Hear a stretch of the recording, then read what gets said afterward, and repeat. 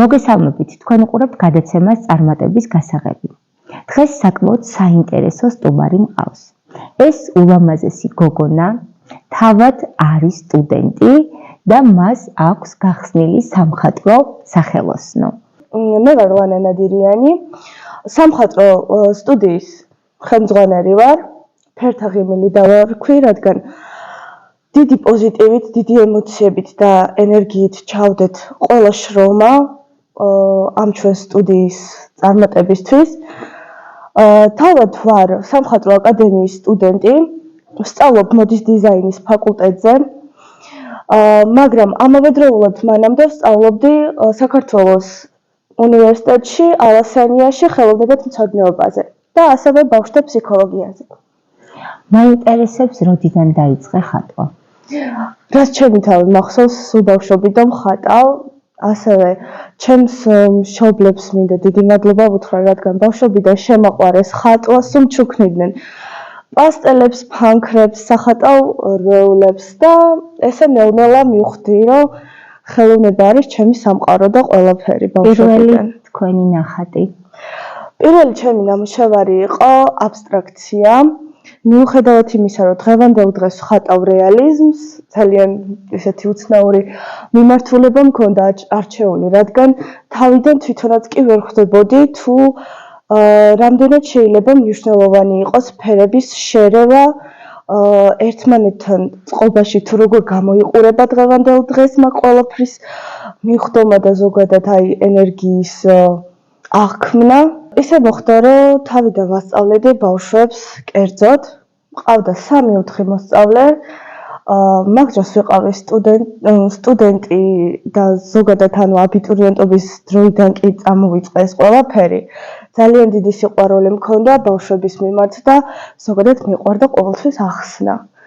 ამიტომ დავიწყე 3 მოსწავლით, ვიღებდი სახლში ბავშვებს, ვასწავლედი, მერე გავთხოვდი მეუღლემ გვერდში დამიდგა და მითხრა, რომ მგონი დრო არისო, რომ პატარა სახელოსნო შევქმნათო, სადაც შევძლებთ მივიღოთ შენი ბავშვები. სულ ეძახით ჩემს ბავშვებს, არა მოსწავლეს, იმიტომ რომ ჩემთვის არიან ჩემი ბავშვები.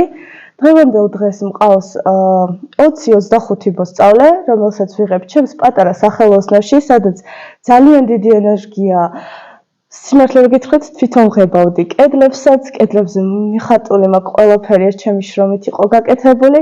თავად სპონსორი არ ყავს, მაგრამ დიდი სიყვარულით და მეუღლის გვერდში დგომით ბევრი რაღაცა გავაკეთეთ. სხვათა შორის ერთ-ერთი, ასე ვთქვათ, ჩემი მოტივაციის და დიდი ენერგიის, ასე ვთქვათ, წარმომადგენელი, ვინც ამ ყველაფერს მაძლევს და მეხმარება და გვერდში დგას, ეს არის ჩემი დედამთვილი. ძალიან მეხმარება ყველაფერში.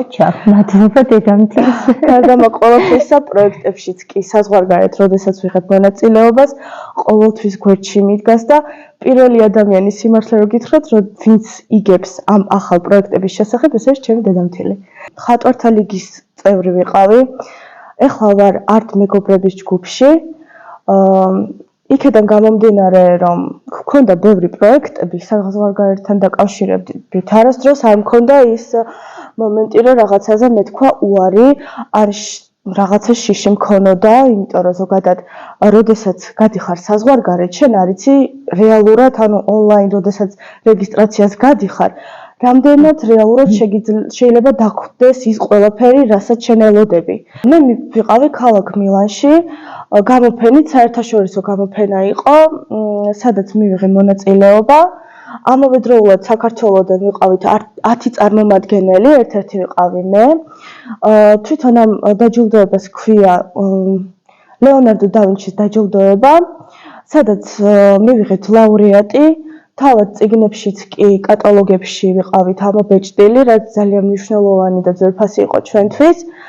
შემდგომ მქონდა შემოთავაზება სასომხეთში, იქ მივიღე მონაწილეობა, ისიც იყო საერთაშორისო სიმპოზიუმი, სადაც ამერიკიდან და სხვა ქვეყნიდან იყვნენ ჩამოსული სხვადასხვა მხატვრები. ერთად გავიარეთ 3 დღე, ერთად ვქმნიდით ნამუშევრებს იქ. და შემდგომ იყო ჩვენი დაჯილდოების ცერემონია ბოლო დღეს, საკმაოდ კარგად ჩაიარა და გვქონდა მე შემოთავაზები უკვე ბავშვებიც კი გაგვეყვანა სასომხეთში პატარა პროექტებით და გამოფენებით, ჯერჯერობით მაგასთან დაკავშირებით ვფიქრობთ. ახლა ბოლოს ერთი თვის წინ ვიყავი ამერიკაში, ნიუ-იორკში, იქ მქონდა გამოფენა, თავად ვიყავი მონაწილე და საქართველოდან ვიყავი წასული ერთადერთი, იმიტომ რომ ხო ხვდებით როგორ არის, ანუ როდესაც იგებ ახალ პროექტის შესახებ თან ამერიკაში, ყოველთვის გაქვს რაღაცა შიში და ღელვა იმის შესახებ, რომ შეიძლება ვიზა არ მოგცენ და ვერ მოხვდა იქ, სადაც შენ აი ოცნებობ უბრალოდ ბავშვობიდან. სიმართლე რომ გითხრათ, ჩემს ოცნებებში არც კი ყოფილა ესეთი ვარიანტი, რომ როდესღაც მოვხვდებოდი ამერიკაში თან გამოფენის და ჩემი შრომით, მაგრამ როდესაც ვიდექი იქ, ხვდებოდი, რომ ანუ ეს ყველაფერი ტყუილად არ იყო გავლილი, ეს უზარმაზარი გზა. ბავშვობაში იფიქრებდი ამ ყველაფერს, დღეს რომ ესეთი წარმატებული შემდგარი გოგონა იქნება? ნამდვილად არა, ბავშვობაში მქონდა ოცნება, როდესაც გავდიოდით გზაზე, ან სადღაცას რეკლამებს და ბანერებს ვხედავდი, სულ ვეუბნებოდი მამაჩემს და ჩემს მშობლებს, დედას, რომ იცით რა, ალბათ როდესღაც იქნება ისეთი მომენტი, რომ სადღაცას მეც მაჩვენებენ მეთქი. მაგრამ ვერ წარმოვიდგენდი, რომ ეს ამერიკაში იქნებოდა. Times Square-ის ბილბორდზე მაჩვენეს საქართველოს დროშით ვიყავი გასული, იმიტომ რომ ეს ჩემთვის ძალიან მნიშვნელოვანი იყო. და როდესაც ვიდექი, ემოციებისგან არ ვიცი, ალბათ ვტიროდი, აღარ ვიცოდი რა მექნა, იმიტომ რომ ეს იყო უზომოდ დიდი ემოცია ჩემთვის. არასოდეს მეგონა, რომ მაგას მივაღწევდი და ბედნიერი ვარ, მაგრამ ეს ყველაფერი, რა თქმა უნდა, კარგია, მაგრამ ვიაზრებთ იმასაც, რომ ძალიან დიდი შრომა გვიწევს და ეს ყველაფერი არის ჯერ მხოლოდ დასაწყისი.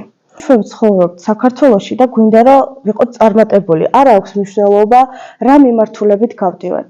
რა თქმა უნდა, პირადად ჩემ თემას, რაც შეეხება ხელოვნებას და ხელოვნების ასახვას, ძალიან რთული საკითხია აქ, იმიტომ რომ თუ გინდა რომ იყო წარმატებული, ძალიან დიდი შრომა გჭირდება და დღევანდელ დღეს სამწუხაროდ გჭირდება ძალიან ძლიერი ზურგი, რომ იყო წარმატებული, იმიტომ რომ ისე უბრალოდ მხოლოდ ნიჭით ვერ იქნები დაფასებული აქ. სამწუხარო რეალობა ეს არის. კი, გეთანხმებით და მართლაც სამწუხაროა ის, რომ თქვენნაირ ადამიანს არ იცნობს პუბლიკა.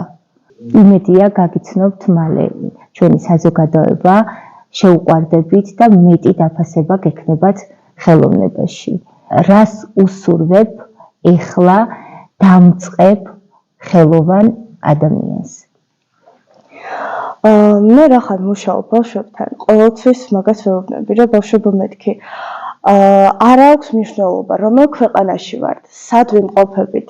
თუ ნამდვილად გინდათ, რომ მიაღწიოთ წარმატებას, უნდა ძალიან ბევრი იშრომოთ.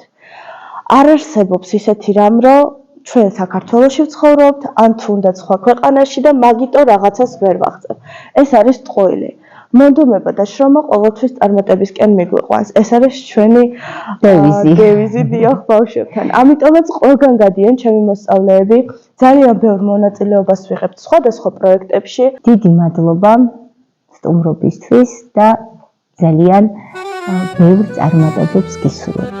დიდი მადლობა თქვენ ამ შესაძლებლობისთვის, ასევე წარმატებებს გისურვებთ.